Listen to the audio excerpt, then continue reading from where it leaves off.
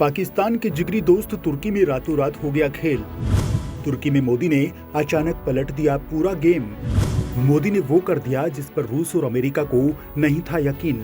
आखिर दुश्मन बना तुर्की कैसे बन गया भारत का तगड़ा दोस्त। मोदी के कौन से वार से घायल हो गए राष्ट्रपति एर्दोआन। दोस्तों, इस समय भारत वैश्विक कूटनीति का केंद्र बना हुआ है और भारत इस समय पूरी दुनिया को चौंका रहा है। इस समय रूस यूक्रेन युद्ध, तुर्की साइप्रस विवाद और भारत चीन सीमा विवाद जैसे अहम मुद्दे चल रहे हैं, लेकिन भारत हर जगह अपनी मौजूदगी जोरदार तरीके से दे रहा है। फिलहाल मामला जुड़ा है तुर्की से। तुर्की यानी भारत का दुश्मन देश जो पाकिस्तान का जिगरी दोस्त है, और कश्मीर मामले में तुर्की पाकिस्तान का कई बार साथ दे चुका है। तुर्की ने तो अपना एक ड्रोन भारत को देने के बजाय पाकिस्तान को देने का भी ऑफर कर दिया। हालांकि दोस्तों, भारत उससे भी ज्यादा खतरनाक ड्रोन खुद विकसित कर रहा है, लेकिन भारत के लिए चैलेंज है तुर्की को ठिकाने लगाना, यानी उसकी बोलती बंद करना। उसके लिए भारत ने जो कदम उठाया है उससे अमेरिका भी हैरान है, तो वहीं चीन और रूस भी परेशान हो उठे हैं कि आखिर ऐसा कैसे हो सकता है।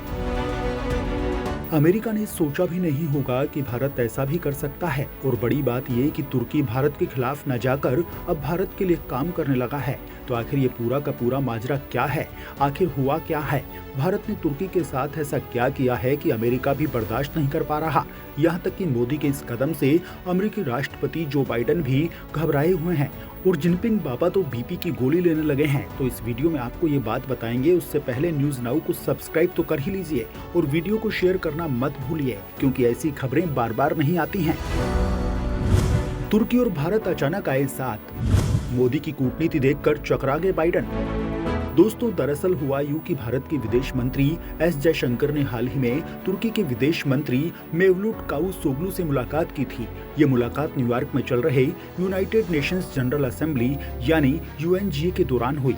भारत के विदेश मंत्री एस जयशंकर ने तुर्की के विदेश मंत्री के साथ मुलाकात के बाद साइप्रस का जिक्र किया। माना जा रहा है कि भारत ने तुर्की की सबसे कमजोर नस दबा दी। साइप्रस ही वो मुद्दा है जिससे तुर्की की बोलती बंद हो जाती है, यानी भारत ने कश्मीर मामले पर तुर्की की बोलती बंद करने का प्रबंध कर दिया। साइप्रस और तुर्की के बीच रिश्तों को अक्सर भारत और पाकिस्तान के समकक्ष रखा जाता है। उधर अमेरिका बड़ी ही टेढ़ी नजर से इस पूरे मामले पर नजर रख रहा है, क्योंकि अमेरिका खुद नहीं चाहता कि भारत और तुर्की की दोस्ती हो। अमेरिका को भारत और तुर्की के बीच बेहतर होते रिश्ते रास नहीं आ रहे। अब अमेरिका को इससे क्या दिक्कत है, ये बात हम आपको बताने वाले हैं, लेकिन उससे पहले जरा आपको ये बता दें कि तुर्की साइप्रस के बीच क्या दिक्कत है, जो तुर्की की सबसे कमजोर नस है, और उसकी तुलना भारत और पाकिस्तान से क्यों होती है। तो दोस्तों, तुर्की और साइप्रस का बंटवारा भी भारत और पाकिस्तान की तरह ही ऐतिहासिक है। साल 1923 में हुई लोजेन की संधि के तहत, जिसने ओटोमन साम्राज्य को समाप्त कर दिया था। लोजेन की संधि को तुर्की ने ब्रिटेन, फ्रांस, इटली और ग्रीस के साथ 100 सालों के लिए साइन किया था। अब 24 जुलाई 2023 को ये संधि खत्म हो जाएगी। इसके बाद तुर्की की आधुनिक सीमाओं का भी विलय हो जाएगा। जो संधि हुई थी उसके तहत गुप्त कानूनों को ब्रिटेन और तुर्की ने साइन किया था। इस संधि के खत्म होने के बाद कई ऐतिहासिक घटनाएं भी होने वाली हैं, जैसे कि ब्रिटिश सैनिक फिर से उन किलों पर कब्जा कर लेंगे जो बोस्फोरस के सामने हैं। ग्रीक ऑर्थोडॉक्स पैट्रियोक इस्तांबुल के शहर की दीवारों के अंदर एक बीजांटिन छोटा देश फिर से तैयार करेगा। इसके साथ ही तुर्की पूर्वी भूमध्य सागर के विशाल ऊर्जा संसाधनों का प्रयोग करने में सक्षम हो सकेगा। इतना ही नहीं, शायद तुर्की पश्चिमी थ्रेस, जो ग्रीस का एक प्रांत है, उसे फिर से हासिल कर ले।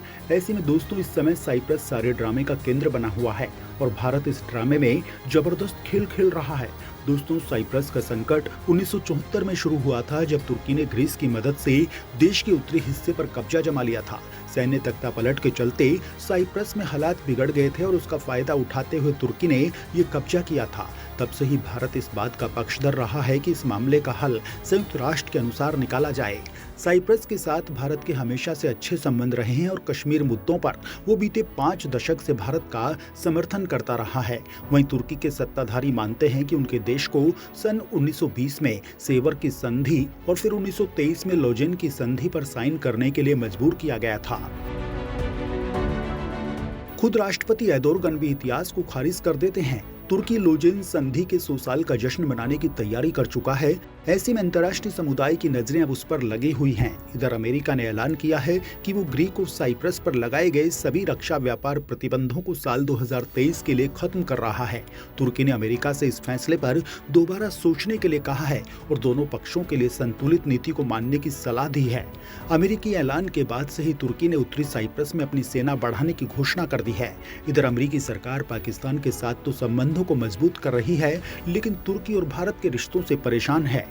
वो परेशान इसलिए है क्योंकि अमेरिका की चिंता ये है कि क्षेत्र की दो प्रभावी शक्तियां यानी कि तुर्की और भारत ने एक दूसरे का हाथ पकड़ा तो फिर अमेरिका के नंबर 1 सिंहासन को खतरा पैदा हो जाएगा। उसके पास जो सबसे शक्तिशाली देश होने का तमगा है वो भी छिन जाएगा। दोस्तों, हाल ही में समरकंद में मोदी और तुर्की के राष्ट्रपति एर्दोगन की मुलाकात पूरी दुनिया ने देखी थी।